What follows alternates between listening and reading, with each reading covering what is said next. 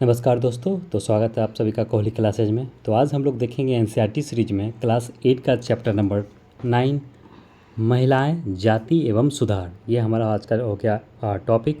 तो चलिए स्टार्ट करते हैं। क्वेश्चन नंबर फर्स्ट है, अंग्रेज़ों ने अपने शासनकाल में भारतीय समाज में विधवाओं और बच्चों के जीवन में सुधार लाने के लिए कुछ कानूनी प्रयास किए। निम्नलिखित में से ऐसे प्रयासों का सही कालक्रम कौन सा है?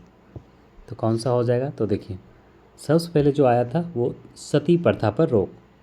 तो अंग्रेज़ों के द्वारा जो सबसे पहला जो कानून लाया गया था इस दौरान वो था सती प्रथा पर रोक। फिर आ जाता है विधवा विवाह के पक्ष में कानून और बाल विवाह निषेध अधिनियम। ठीक है। और जो सती प्रथा है 1829 के करीब में आ जाता है और 1856 में विधवा विवाह। देख लेते हैं इसका व्याख्या में आपको सारा डिटेल्स पता चल जाएगा। राजा राम मोहन राय ने 1772 से लेकर 1833 इनका टाइम पीरियड, इस बीच देश में पश्चिमी शिक्षा का प्रसार करने और महिलाओं के लिए अधिक स्वतंत्रता व समानता के पक्षधर थे। उनके प्रयासों के फलस्वरूप 1829 में सती प्रथा पर पाबंदी लग गई, अर्थात कानून बन के ये लागू हो गया। एक कानून बन गया, सती प्रथा रोक लग गया।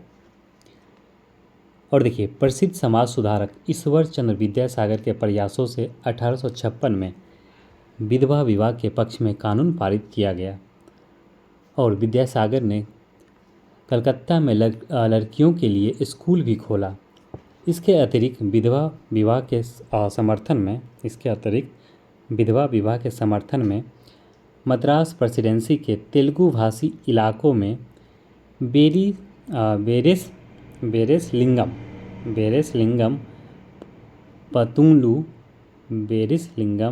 पंतुलू ने एक संगठन भी बनाया। और बाल विवाह निषेध अधिनियम 1929 में पारित किया गया। इस कानून के अनुसार 18 साल से कम उम्र के लड़के और 16 साल से कम उम्र की लड़कियों की शादी नहीं की जा सकती। ठीक है, चलिए आगे बढ़ते हैं। नेक्स्ट क्वेश्चन देखेंगे, क्वेश्चन नंबर 2। आर्य समाज की स्थापना निम्नलिखित में से किसने की? तो आर्य समाज की जो स्थापना किया गया था आप लोग जानते होंगे, दयानंद सरस्वती। आर्य समाज की स्थापना दयानंद सरस्वती ने 1875 में। आर्य समाज हिंदू धर्म को सुधारने का प्रयास किया।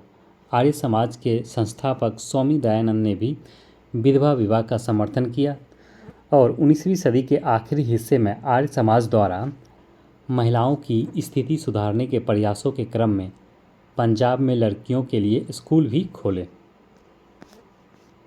Question number 3। ब्रिटिश काल में स्त्री पुरुष तुलना नामक किताब, जिसमें पुरुषों और महिलाओं के बीच मौजूद सामाजिक भेदभाव की आलोचना की गई थी। तो ब्रिटिश काल में स्त्री पुरुष तुलना नामक एक किताब था जिसमें पुरुषों और महिलाओं के बीच जो मौजूद सामाजिक भेदभाव था उसका आलोचना उसमें किया गया था। तो निम्नलिखित में से किसके द्वारा यह प्रकाशित की गई थी? तो ये किया गया था ताराबाई शिंदे के द्वारा। व्याख्या देखते हैं। ब्रिटिश काल में महिलाओं की स्थिति सुधारने के प्रयासों के क्रम में ही बहुत सारी महिलाओं ने समाज में महिलाओं की स्थिति पर अपने आलोचनात्मक विचार प्रकट किए। पूना में घर पर ही रहकर शिक्षा प्राप्त करने वाली ताराबाई शिंदे ने स्त्री पुरुष तुलना नामक से एक किताब प्रकाशित की जिसमें पुरुषों और महिलाओं के बीच मौजूद सामाजिक भेदभाव की आलोचना की थी। वहीं एक और सुधारक देख लेते हैं, महिला बेगम रुकैया सखावत 20वीं सदी की शुरुआती दौर की एक प्रभावशाली महिला थी। इन्होंने कलकत्ता और पटना में मुस्लिम लड़कियों के लिए स्कूल खोले। वहीं अगर हम लोग देखें मुमताज़ अली, तो देखिए मुमताज़ अली भी एक समाज सुधारक थी। इन्होंने कुरान शरीफ की आयतों का हवाला देते हुए महिलाओं को भी शिक्षा का अधिकार दिए जाने की वकालत की। संस्कृत की महान विद्वान पंडिता रामाबाई का मानना था कि हिंदू धर्म महिलाओं का दमन करता है। उन्होंने ऊंची जातियों की हिंदू महिलाओं की दुर्दशा पर एक किताब भी लिखी। उन्होंने पूना में एक विधवा गृह की स्थापना भी की थी। किन्होंने? तो पंडिता रमाबाई ने। चलिए आगे बढ़ते हैं। Next question, question number 4। British काल में जाति और समाज सुधार के प्रयासों के संदर्भ में निम्नलिखित कथनों पर विचार कीजिए। ब्रिटिश काल में जाति और समाज सुधार के प्रयास के संदर्भ में निम्नलिखित कथनों पर विचार करना है। पहला कथन है, राम मोहन रॉय ने जाति व्यवस्था की आलोचना करने वाले एक पुराने बौद्ध ग्रंथ का अनुवाद किया। तो राजा राम मोहन राय ने जाति व्यवस्था की आलोचना करने वाले एक पुराना बौद्ध ग्रंथ था जिसको उन्होंने ट्रांसलेट किया था। प्रार्थना समाज ने सभी जातियों की आध्यात्मिक समानता पर जोर दिया। बिल्कुल सही है दोनों कथन। जाति उन्मूलन के लिए काम करने हेतु बम्बई में परमहंस मंडली की गठन किया गया। तो प्रयुक्त में से कौन सा कथन जो कथन है वो सही है? तो प्रयुक्त में से जो है सभी कथन सही दिया गया है। तो ऑप्शन हो जाएगा इसका डी हो जाएगा। देख लेते हैं व्याख्या।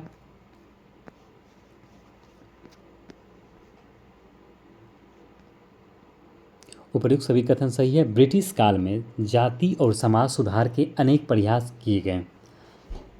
इसी क्रम में राजा राम मोहन रॉय ने जाति व्यवस्था की आलोचना करने वाला एक पुराने बौद्ध ग्रंथ का अनुवाद किया।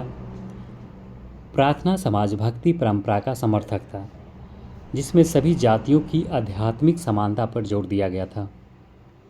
वहीं अगर हम लोग देखें जाति उन्मूलन के लिए काम करने हेतु मुंबई में 1840 में परमहंस मंडली का भी गठन किया गया था। ये सब इम्पोर्टेंट क्वेश्चन है, जरूर याद रखिएगा, आपको एग्जाम में देखने को मिलेगा यहाँ से। इन सुधारकों और सुधार संगठनों के सदस्यों में बहुत सारे ऊंची जातियों के लोग शामिल थे।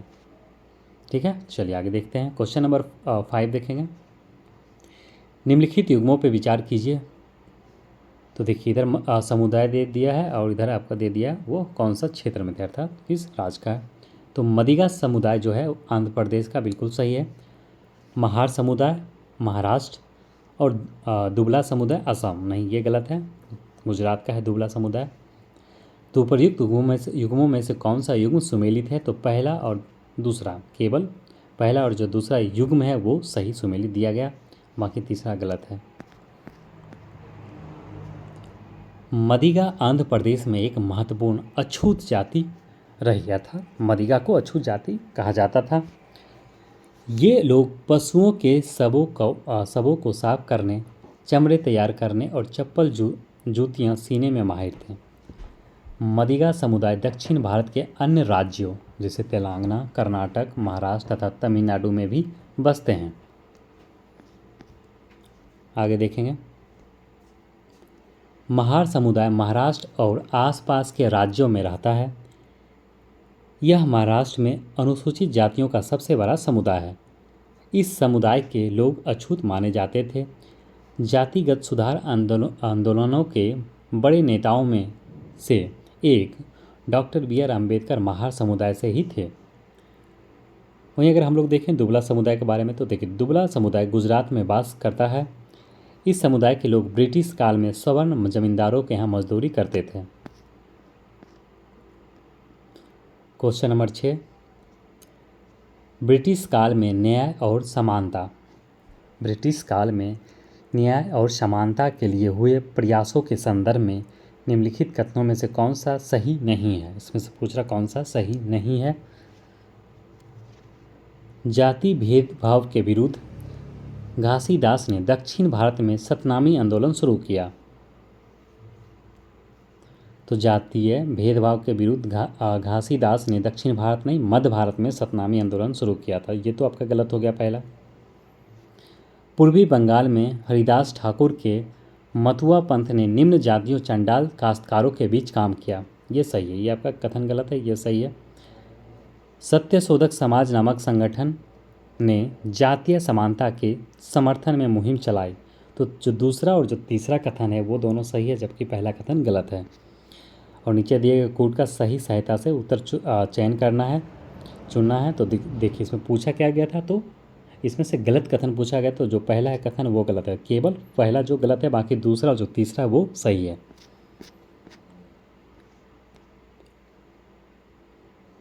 क्योंकि सतनामी आंदोलन की शुरुआत मध्य भारत में हुई थी। घासीदास, जो कि एक निम्न जाति के व्यक्ति थे, ने आंदोलन शुरू किया था। इस आंदोलन के सदस्यों ने चमड़े का काम करने वालों को संगठित किया। आगे बढ़ेंगे।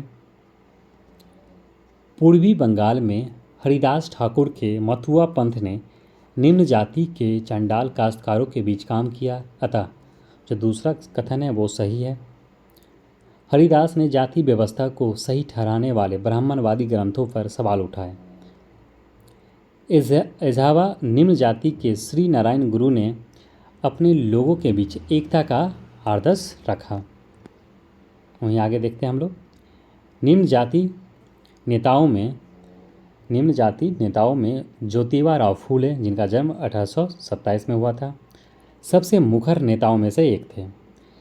इनके द्वारा स्थापित किए गए सत्य शोधक समाज संगठन जो था वो जातीय समानता के समर्थन में मुहिम चलवाई। अतः ये कथन सही है, जो तीसरा कथन वो सही दिया गया है।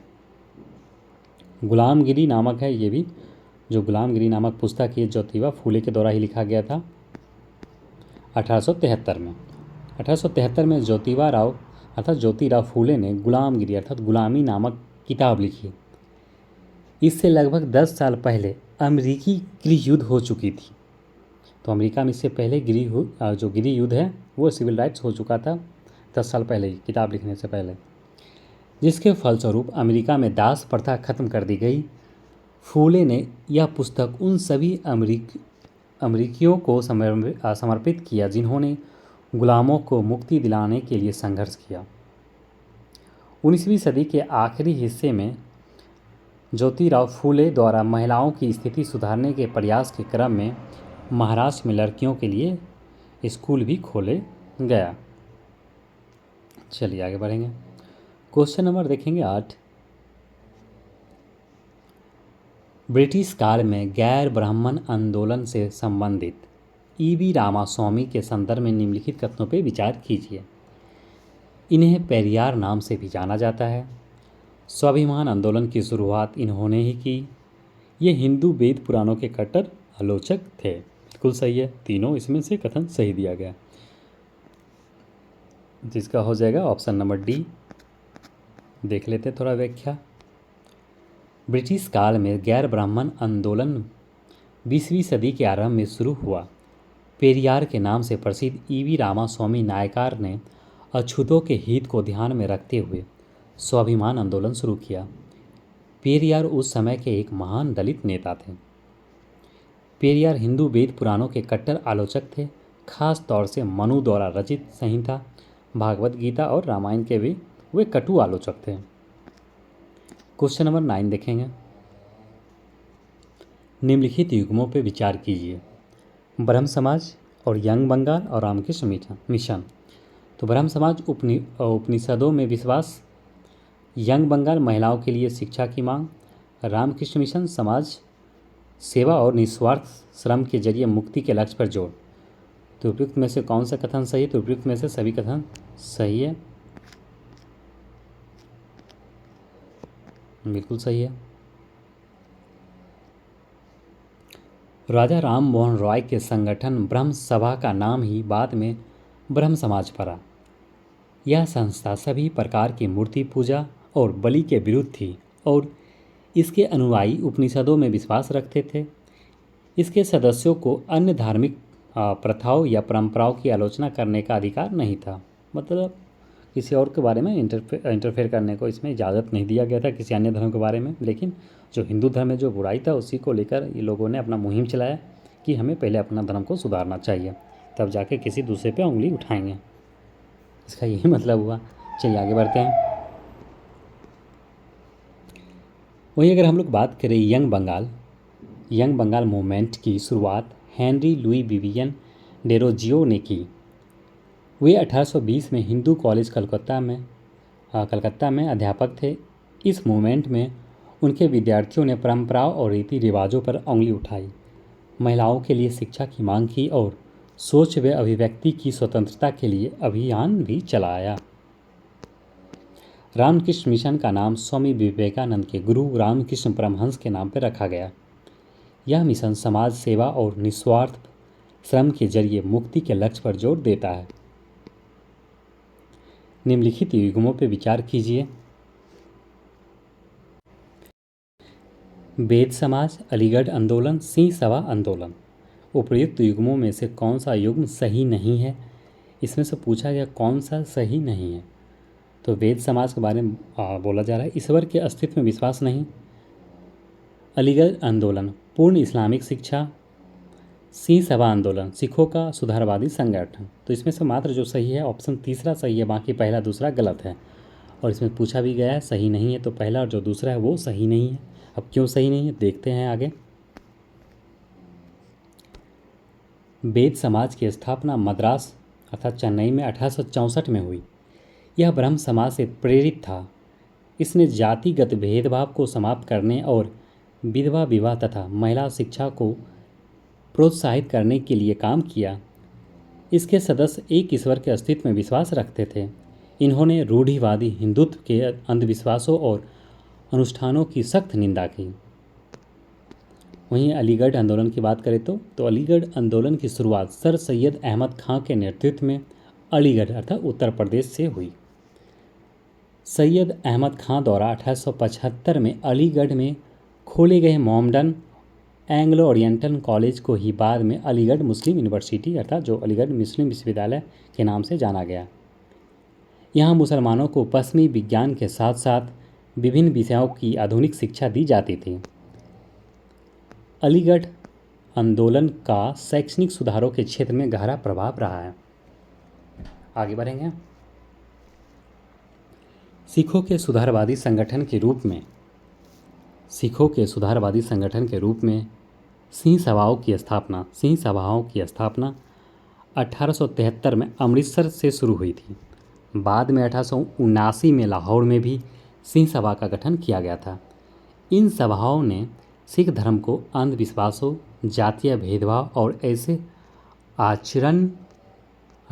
आचरण जिसे वे गैर सिख समझती थी से मुक्ति कराने का प्रयास किया। उन्होंने सिखों को शिक्षा के लिए प्रोत्साहित किया, जिसमें अक्सर आधुनिक ज्ञान के साथ साथ सिख धर्म के जो सिद्धांत को भी पढ़ाया जाता था।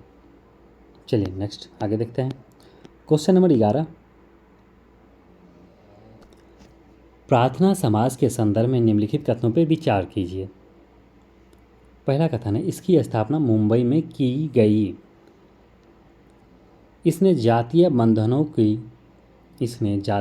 तो प्रार्थना समाज ने जातीय बंधनों की समाप्ति तथा बाल विवाह के उन्मूलन का प्रयास किया। तो बिल्कुल ये भी सही है। इसने महिलाओं की शिक्षा को प्रोत्साहित किया, किंतु विधवा विवाह पर पाबंदी का समर्थन किया नहीं। ये गलत है। तो उपयुक्त में से कौन सा सही? तो उपयुक्त में से केवल पहला और जो दूसरा है वो सही है।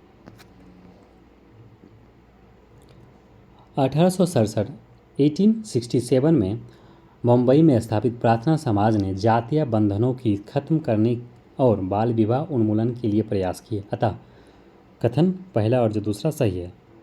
प्रार्थना समाज भक्ति परंपरा का समर्थक था, जिसमें सभी जातियों की आध्यात्मिक समानता पर जोर दिया गया। प्रार्थना समाज ने महिलाओं की शिक्षा को प्रोत्साहित किया और विधवा विवाह पर लगी पाबंदी के खिलाफ आवाज़ उठाई। अतः जो कथन तीसरा है वो गलत है। प्रार्थना समाज की बैठकों में हिंदू, बौद्ध और ईसाइयों ग्रंथ पर विचार विमर्श किया जाता था। ये तो काफ़ी शानदार चीज़ था, क्योंकि विचार करना चाहिए किसी चीज़ के बारे में। हमें क्या होता है, जब तक उसके बारे में डिबेट नहीं होगा, चर्चा नहीं होगा, तो कोई क्या सच है क्या झूठ वो समझ आसानी से नहीं आने वाला है। क्वेश्चन नंबर 12 देखेंगे। मंदिर प्रवेश आंदोलन के संदर्भ में निम्नलिखित कथनों पर विचार कीजिए। अम्बेडकर ने 1927 में मंदिर प्रवेश आंदोलन की शुरुआत की। इस आंदोलन में मदिगा जाति के लोग ने बड़ी संख्या में हिस्सा लिया। नहीं, मदिगा नहीं था बल्कि महार जाति। उपर्युक्त युग्म में से कौन सा युग्म सही है? तो केवल पहला युग्म सही है।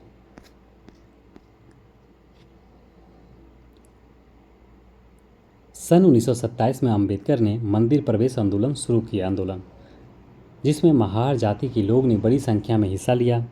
ब्राह्मण पुजारी इस बात पर बहुत आग बबूला हुए कि दलित भी मंदिर के जलाशय का पानी इस्तेमाल कर रहे हैं। अतः जो पहला कथन है सही और दूसरा कथन गलत है। चलिए अब है हम लोग देखेंगे चैप्टर नंबर 10। ठीक है, तो आज का जो हमारा था ये कंप्लीट होता है। नेक्स्ट देखेंगे हम लोग नेक्स्ट वीडियो में चैप्टर नंबर 10। ठीक है, चलिए अगर आप लोग इस चैनल पर नए हैं तो ज़रूर चैनल को सब्सक्राइब कीजिए, वीडियो को लाइक कीजिए, अपने दोस्तों को शेयर कीजिए। और मेरा कोशिश है बीपीएससी जो 70 है 17वीं बीपीएससी जो पीटी एग्ज़ाम से पहले इस बुक को समाप्त करना है। देखते हैं कितना जल्दी कर पाते हैं। ठीक है, चलिए धन्यवाद।